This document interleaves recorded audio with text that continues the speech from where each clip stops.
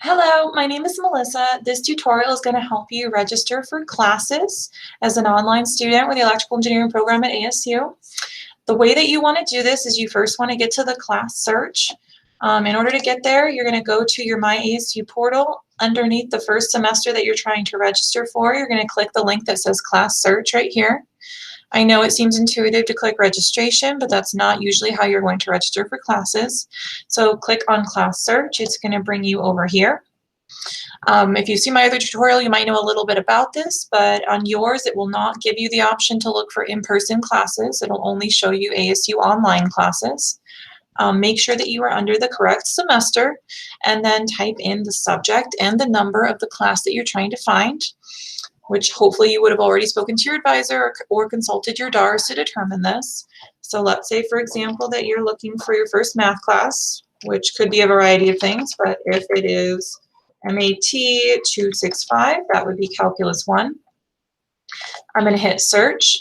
Notice right now I'm only looking at open classes. If I wanted to look at all of the options, I could click all classes, and now it'll show me full classes. But normally you would just want to filter it down to the open ones.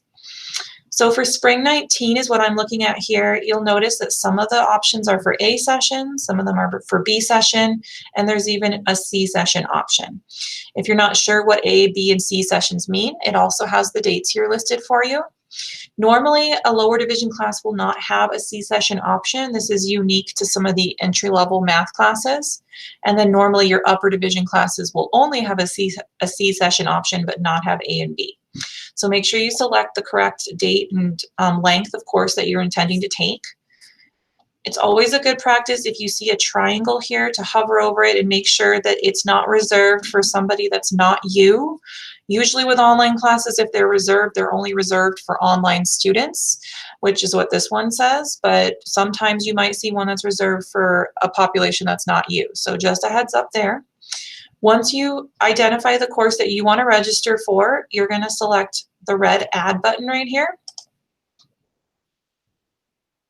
And then it's going to take you into your registration area.